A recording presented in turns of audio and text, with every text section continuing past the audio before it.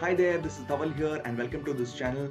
If you have cleared your chartered accountancy or any professional qualification recently, in this video, I'm going to share with you 4 practical tips to help you select the right profile after you have qualified. Let's begin.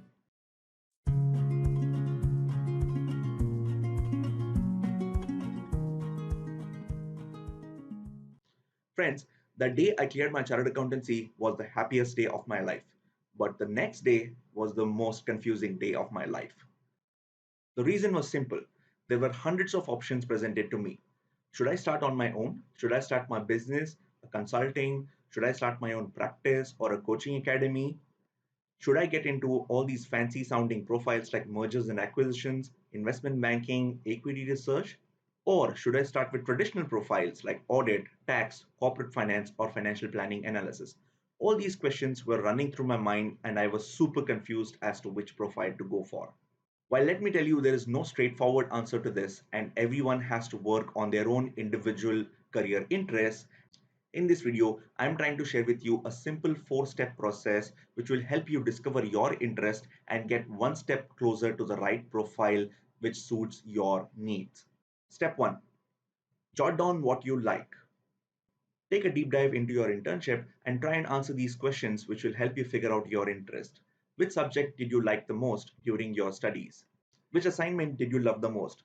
Was it in accounts, tax, or audit? Were there any instances of appreciation that you got on a project where you tried to work on a project and gave some smart solution to the client and you got an appreciation from the client as well as your seniors? Was there an assignment where you never saw the clock? Do you recollect any assignment which was so interesting and so engaging that you never ever saw the clock and always wanted to work on such kind of assignments? What do your friends appreciate you for? For example, some people are great at technology tools like Excel. Some people are very good with accounting standards. Some people might be very good with costing concepts. So, what do your friends appreciate you for, and what are you known for among your friends' circle? Answering these questions will help you discover your strength and narrow down on the smaller subset of options from the wide set of options which are available out there. Now, let's move on to step 2. Step 2 is talk to people. Sounds simple, but it is not just talking to random people. It is about talking to the people who are working in the areas which you shortlisted in step 1. Remember, we narrowed down on some profiles in step 1. Many times, there is a significant difference in our perception of the profile and what the profile may be in reality. For example, areas like equity research and investment banking may sound cool, but until you talk to people, you won't come to know that investment banking has a front, mid, and back office roles. You won't come to know that equity research has a buy side and a sell side.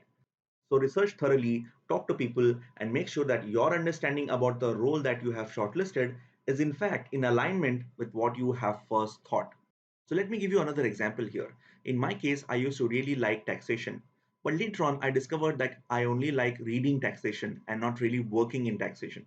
Because working in taxation profile required a different kind of a skill set, required me to deal with tax officers and all of the different kinds of things which probably did not relate to my interests. So that's why researching on the profile thoroughly and talking to people is very, very important. Step 3. Check out LinkedIn profiles. LinkedIn is a great gift these days. While applying for a job, search for the profile and the company on LinkedIn. Check out the LinkedIn profiles of people with that profile. I have used this every single time and it always gives you an overall idea of what the profile could be. Other smart way that I have used LinkedIn is to find out who is interviewing me. I always make sure that I ask the recruitment consultant about whom to meet or who the interviewer is. You can then check out his or her LinkedIn profile and find out what his background is and what his experience has been. Maybe you'll find some common point which you can relate with him in the interview. After all, you want to work with a boss from whom you can learn a lot. Step 4. Take guidance. This is one step that I have extensively used in my career decisions. I had a couple of senior finance professionals with whom I used to talk before taking any career decisions.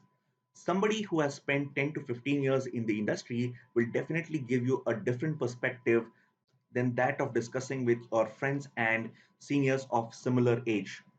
They would have spent enough years in the corporate world and probably would have worked in multiple profiles and have that understanding to guide you in a better way.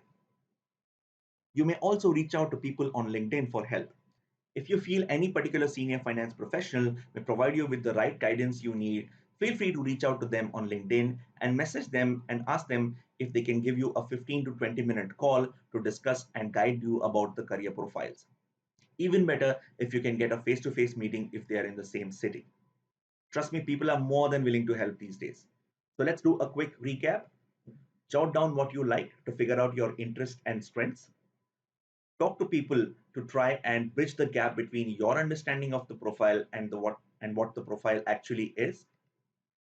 Check out LinkedIn profiles to understand more about the profiles and try and research about your boss or interviewer as well. Take guidance from senior professionals to bring a different perspective to your understanding. So that's it, my friends. Career decision is not going to be easy, and it is you that who will need to discover the right profile for you. But hey, don't worry. Many people take one or two job changes at least to really figure out what their interests are. No matter what profile you select now, make sure you give your 100% and learn as much as you can from it. If you like this video, do like, share, and subscribe. Also, follow me on LinkedIn to keep updated with all my mentoring initiatives. No matter what profile you choose, setting the right foundation for your career is very important. You can check out my free online course, Finance Pro Foundation, where I am sharing with you 4 powerful principles that will help you set the right foundation for your finance career. You can find the link to this course in the description below. Thank you so much for watching. See you in the next video.